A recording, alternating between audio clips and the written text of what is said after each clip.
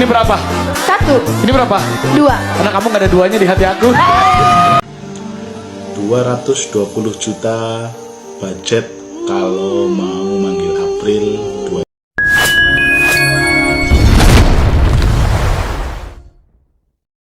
Oke, assalamualaikum warahmatullahi wabarakatuh. Selamat malam, ketemu lagi di malam hari ini ya. Apa kabarnya? Gimana puasanya? Lancar? Semoga lancar ya sampai nanti. Kali ini ada berita yang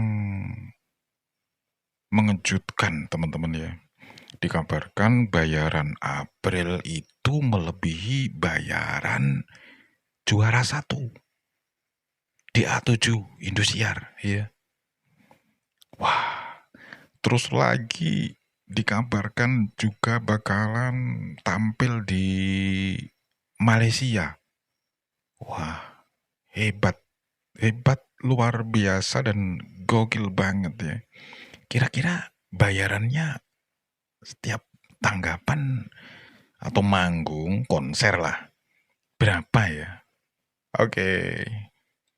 Langsung saja kita coba tonton yang berikut ini. Rahasia terbesar DA7 akhirnya terbongkar dan ini bikin satu Indonesia syok berat. Bu Siwi, Programming Director Indosiar, bocor habis-habisan. Bayaran April Cirebon juara 3 DA7 ternyata lebih mahal daripada Tasya juara 1 dan Valen juara 2. Raffi Ahmad sendiri sampai kaget berat, mata melotot nggak percaya. Ini bukan rumor biasa bro, ini fakta yang lagi viral di sosmed dan YouTube. Bayaran finalis yang selama ini dirahasiakan sekarang terkuak oleh Bu Siwi sendiri. Kita bongkar dari nol, tegas tanpa ampun. Siap syok dan penasaran? Jangan lepas pandangan.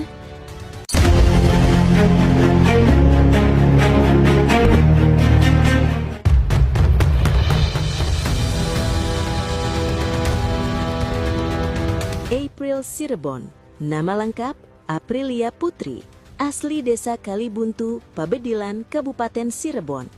Bocah 18 tahun yang dulu pengamen jalanan dan TikTok sejak SD, masuk DA7 dengan mimpi besar. Dari audisi sampai top 3, April selalu konsisten, vokal stabil, artikulasi jelas, penghayatan mendalam. Juara 3 resmi setelah Fiji terendah di top 3. Tapi prestasinya luar biasa, penampilan habis gelap terbitlah terang, terkesima, perjuangan dan doa bikin juri merinding. Soimah bilang, April punya jiwa dangdut. Dewi Persik bilang, vokalnya mantap. King Nasar kasih standing ovation. Tapi di balik panggung ada rahasia besar yang disembunyikan Indosiar, bayaran kontrak finalis. Final 26 Desember 2025, Tasya juara 1 dengan 407 juta Fiji, Valen juara 2 359 juta, April juara 3 Fiji terendah. Netizen heboh, April juara 3 tapi performa nggak kalah. Tapi yang bikin geger, bayaran kontrak Indosiar buat finalis ternyata nggak sesuai ranking. Bu Siwi, bos besar Indosiar, bocor di wawancara viral. Bayaran April lebih tinggi daripada Tasya dan Valen. Raffi Ahmad yang hadir di acara langsung kaget, mata melotot, bilang, serius? Ini bukan omong kosong. Bu Siwi bilang, kontrak April spesial karena potensi besar, performa konsisten, bayaran April mencapai ratusan juta, bahkan lebih dari juara 1 dan 2. Ini kontroversi terbesar DA7 2026. Bu Siwi bongkar langsung, kami kasih kontrak termahal ke April karena dia punya value lebih tinggi di pasar. Tasya dan Valen hebat, tapi April punya basis fanbase kuat dan potensi karir panjang. Raffi Ahmad syok berat. Dia yang selama DA7 dukung semua finalis, langsung bilang, wah ini luar biasa, April pantas. Netizen pecah, bayaran April termahal, adil gak sih? Juara 3 tapi bayarannya juara 1. Indosiar kasih kontrak berdasarkan potensi, bukan ranking Fiji. Ini bukti, ranking Fiji gak tentukan nilai kontrak. April yang juara 3 di papan skor, tapi juara 1 di kontrak Indosiar. Bayangin bro, April pulang ke Cirebon disambut gempa. Ribuan warga tumpah ruah, jalan macet total, konser di lapangan Pasuruan padat rayap. Gestar Pantura meriah, Diana Sastra, Dian Anik, Anik Arnika, Celia Marcella. April bilang, "Terima kasih warga Cirebon, ini buat kalian." Nama April DA7 tiba-tiba kembali ramai dibicarakan. Bukan karena lagu baru, tapi karena satu isu besar yang menyebut namanya sejajar dengan diva legendaris Malaysia. Benarkah ada rencana konser lintas negara yang melibatkan Dato' Sri Siti Nurhaliza? Isu tentang kemungkinan konser April DA7 di Malaysia bersama Dato' Sri Siti Nurhaliza mulai beredar luas di media sosial. Sebagian penggemar menyambutnya dengan antusias, sementara yang lain mempertanyakan kebenarannya. Lalu, mana yang benar-benar terjadi dan mana yang masih sebatas spekulasi? April DA7 memang tengah menjadi sorotan di Malaysia. Yang bisa dipastikan lebih dulu, nama April DA7 memang sedang cukup sering diperbincangkan di kalangan penikmat musik dangdut dan Melayu, termasuk di Malaysia. Dalam beberapa bulan terakhir, potongan video penampilannya di berbagai panggung Indonesia beredar luas di platform digital dan ditonton oleh audiens lintas negara.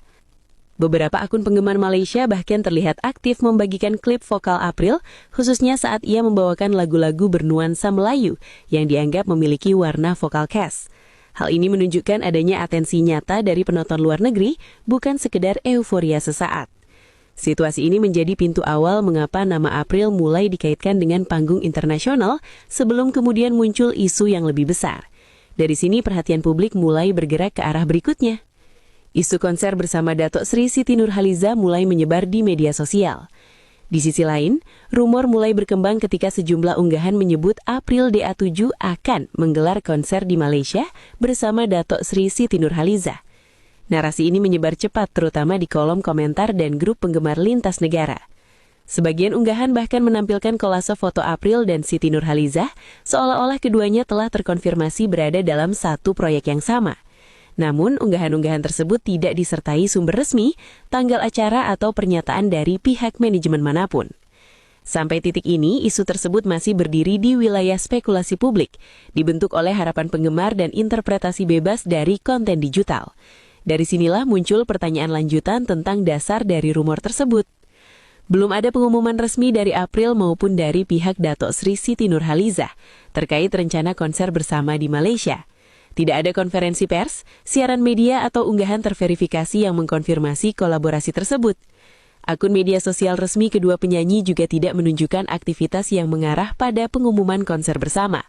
Agenda panggung dan jadwal kerja yang dipublikasikan masih berjalan secara terpisah tanpa indikasi proyek kolaboratif. Fakta ini menjadi pengingat penting bahwa dalam industri hiburan, rencana besar biasanya diumumkan secara terstruktur dan terbuka. Dari sini, publik perlu menahan diri sebelum menarik kesimpulan lebih jauh. Dugaan adanya pertemuan tertutup antara manajemen April DA7 dan promotor di Malaysia. Narasi ini menyebutkan bahwa pembicaraan awal sedang dilakukan untuk proyek besar lintas negara.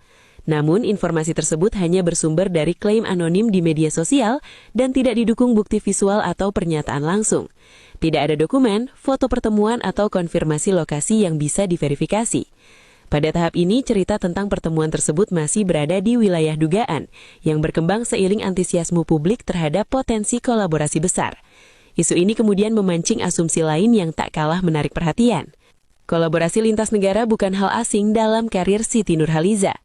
Secara historis, Dato' Sri Siti Nurhaliza memang dikenal sebagai penyanyi yang kerap membuka ruang kolaborasi lintas negara.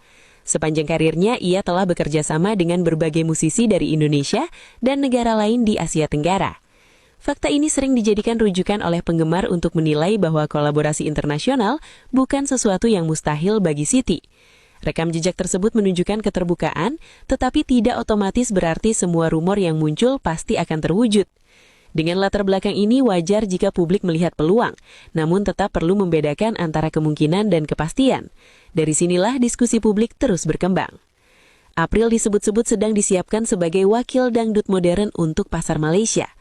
Narasi ini muncul dari interpretasi penggemar terhadap gaya vokal dan pilihan ladu April yang dinilai dekat dengan selera Melayu. Namun hingga kini tidak ada pernyataan resmi yang menyebut April sedang diproyeksikan untuk misi budaya atau diplomasi musik tertentu. Klaim tersebut lebih bersifat asumtif dan berkembang dari diskusi antar penggemar. Rumor ini memperkuat ekspektasi publik, meski pada saat yang sama belum memiliki dasar faktual yang dapat diuji kebenarannya. Dari sinilah batas antara harapan dan realitas mulai terlihat jelas. Jika seluruh fakta dan rumor disatukan secara netral, terlihat bahwa ketertarikan publik terhadap April DA7 di Malaysia memang nyata. Popularitas digital dan perhatian lintas negara menjadi modal penting yang tidak bisa diabaikan. Namun di sisi lain, isu konser bersama Datuk Sri Siti Nurhaliza masih sepenuhnya berada di wilayah spekulasi. Tanpa pernyataan resmi, jadwal atau pengumuman promotor, kabar tersebut belum bisa dianggap sebagai rencana yang benar-benar terjadi.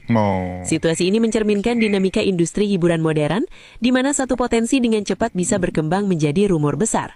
Publik pun dihadapkan pada pilihan untuk menunggu konfirmasi atau terus berspekulasi.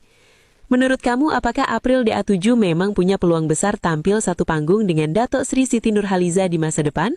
Atau isu ini hanya euforia sesaat penggemar? Tulis pendapat kamu di kolom komentar, dan jangan lupa subscribe agar tidak ketinggalan perkembangan berita berikutnya dari dunia musik dan hiburan. Lesti Kejora secara tulus mengakui bakat April.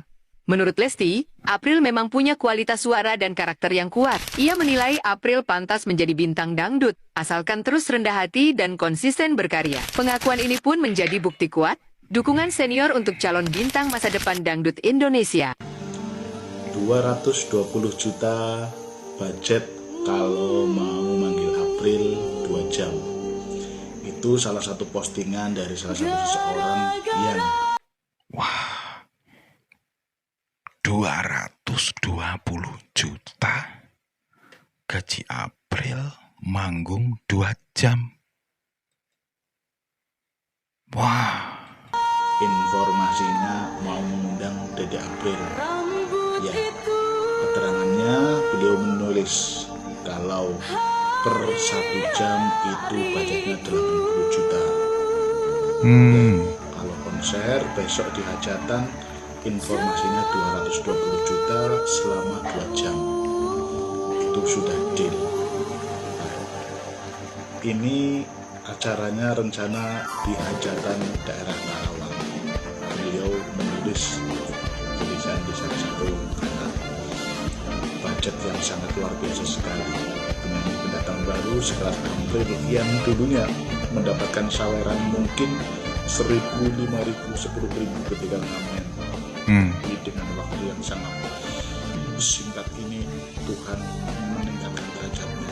Semangat untuk April, berkah selalu rezekinya.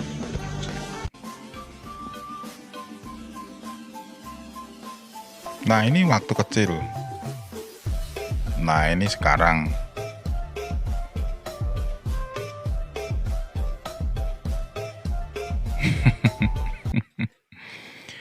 Halo.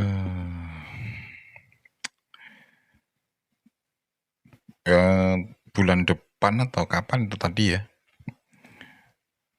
Tapi belum ada konfirmasi ya. Soal manggung bersama Siti Nurhaliza dari Malaysia. Terus ada lagi juara 3, tapi bayarannya juara 1. Wah, gokil. Ya kalau menurut saya emang gokil loh ini ya. Walaupun juara 3, tapi gajinya juara 1. Ya kan, siapa yang nggak pengen seperti itu? Ya seandainya juara 5 pun ya pengen. Juara 5 nggak masalah, juara 4 nggak masalah, juara 3 nggak masalah. Memang kenapa? Kan gajinya, bayarannya juara 1. Luar biasa. Benar-benar luar biasa. Habis gelap, terbitlah terang seperti lagunya Bang Haji Rhoma Irama. Keren-keren. Sama apalagi Lesti Kejora juga udah mengakuinya. Kualitas suara dan lain-lain. Keren ya. Oke teman, sehat selalu untuk semuanya. Semoga selalu lancar dalam beraktivitas. Terus semoga lancar selalu puasanya untuk yang muslim. Oke, terima kasih. Selamat beristirahat. Kita ketemu lagi di video mendatang. Assalamualaikum warahmatullahi wabarakatuh. Juara 3, tapi bayaran juara 1.